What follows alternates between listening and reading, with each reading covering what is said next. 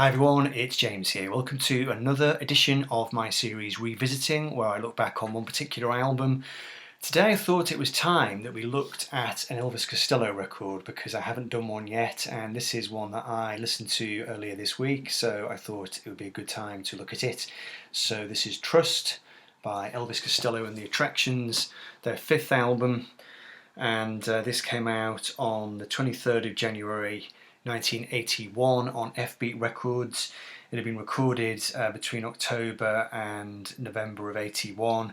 Recorded at DGM and Eden Studios in London, produced by Nick Lowe and Roger Bakarian, who'd been working with Costello and the Boys for some time. And this record came off the back of the Get Happy album, which came out in February 1980. It had been quite a big hit album. And I guess Costello and The Attractions had had this great run of success. Over the previous few albums, they'd scored big in the charts, they'd built up a big, sizable following in England, and were certainly making inroads in America at this point. And Trust is an interesting record because I think it does sometimes get overlooked. You know, those first few albums, Get Happy, Armed Forces certainly gets a lot of attention, and then a little bit later, some of the later records get a lot of attention as well. You know, think of Imperial Bedroom, which is an Attractions record, but then later on as well, things like King of America, Blood and Chocolate. This one is not forgotten and it's definitely rated, but I sometimes do feel like it's maybe slightly underrated. Maybe one of the reasons for that is that Costello's initial, call it a spurt of punkish energy, if you like, had started to dissipate. Well, not dissipate exactly, but he'd started to lose some of that spiteful edge which he had on the first few albums, that kind of nerdy, spiteful, permanently belligerent kind of personality which he had created. You know, Declan McManus was a singer-songwriter who'd been nurtured by Jack Riviera from F-Beat Records, from Stiff Records, and had created this alter ego really of Elvis Costello, surfing onto the punk and new wave movement, being very literate but also managing to harness that punkish energy and that kind of angry young man kind of personality which he'd effortlessly pervade really over those first few records. But really what was going on at this point for Elvis and the Boys is that they'd started to fray around the edges. There was an awful lot of drink and drugs starting to creep into the picture.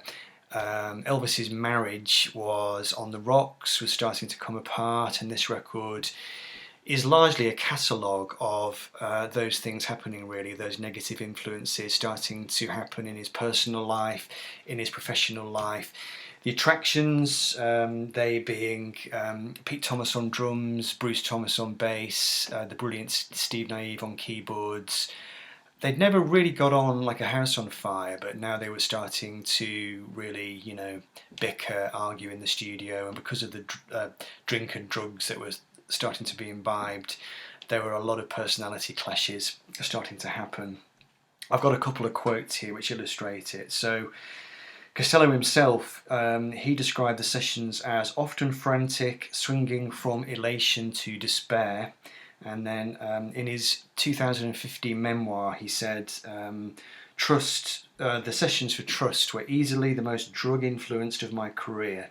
It was completed close to a self-induced nervous collapse on a diet of rough, scrumpy cider, gin and tonic, and various powders. And Roger Bakarian, who was the engineer, producer, co-producer, he spoke about the sessions later, and he said that everyone was fed up with seeing each other. There was a real sense of animosity and a cloud over the project. So that kind of early sense of camaraderie was starting to fracture. As soon as drink and drugs enter the picture, things start to get difficult in the studio. They started recording it at DGM Studios, but they really struggled with the sound there, and they moved to Eden Studios. And Elvis later remembered that they would basically have a playback in the studio and be really depressed at how it was sounding. They'd all go off to the pub and get absolutely legless, then come staggering back to the studio and try to re-record the song that they'd been unhappy with. And you can imagine it's quite easy to get into a bit of a spiral when that kind of thing happens. So certainly a difficult album, but I do think it is a great record. It is. It's quite widescreen, quite panoramic sounding. I think it's quite filmic in a way.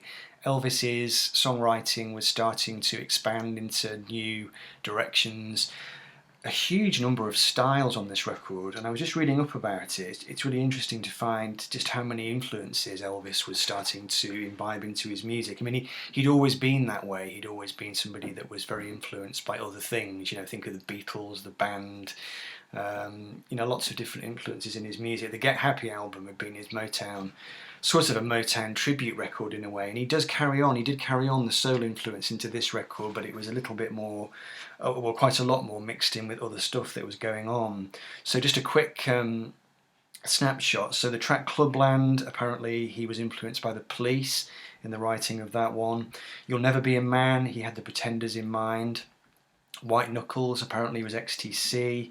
Fish and Chip Paper was a bit of a musical tribute to Squeeze. Costello and the Attractions at this point had become friends with Difford and Tilbrook, and in fact shortly after the release of this record, on which Glenn Tilbrook appears, but more of that in a moment, Elvis and Roger Picarian actually were going to be working on Squeeze's East Side Story record. There was definitely a bit of cross-pollination happening there.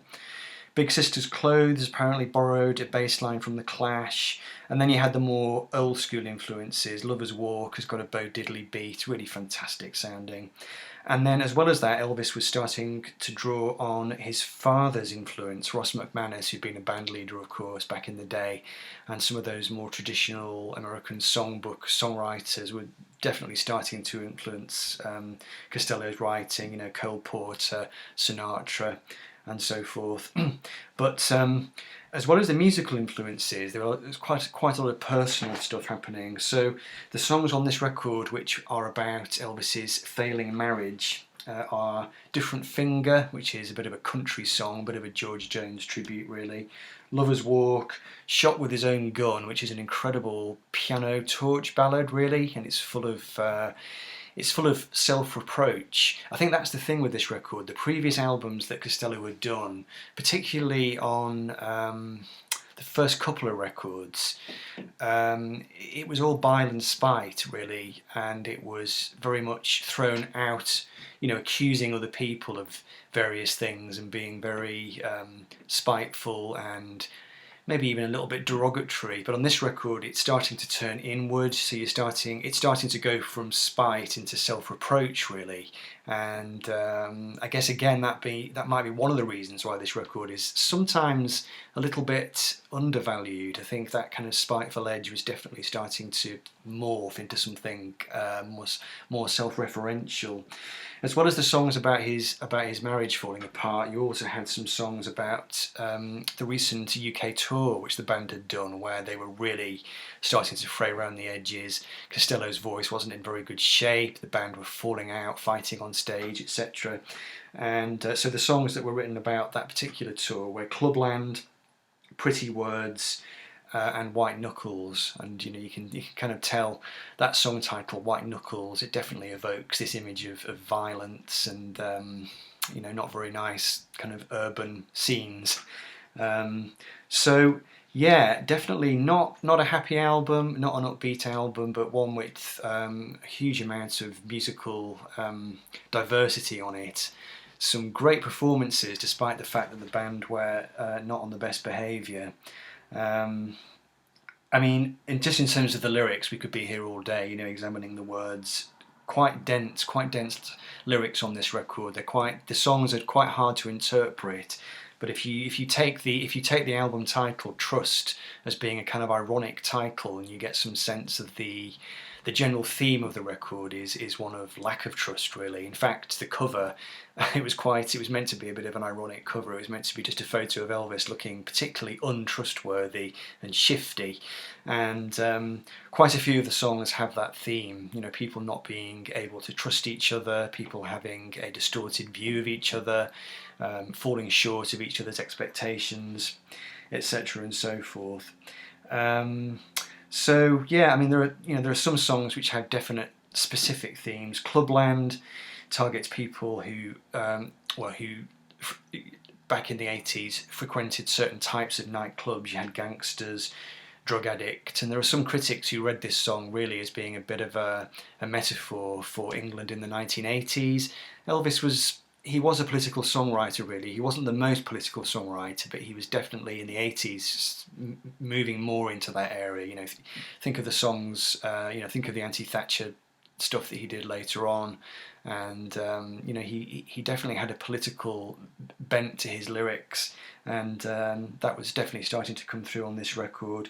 Lover's Walk is a song which really lays bare Elvis's suspicion of love as a concept. Really, he was never a songwriter who wrote about love in a conventional sense. It's interesting because he was about to work with Difford and Tilbrook in Squeeze, and they had a much more much more rosy interpretation of love. But thinking about it, Chris Difford's lyrics also were often about when trust breaks down in relationships. Think of the song Someone Else's Heart from East Side Story, which there is a theory that song was basically Chris writing about Elvis's marriage falling apart at the seams. It's a song about people, about a couple reading each other's diaries, and just that kind of sense of paranoia, that sense of lack of trust, hostility building in personal relationships. And I guess that was quite a good metaphor for what was happening to the band themselves during this period.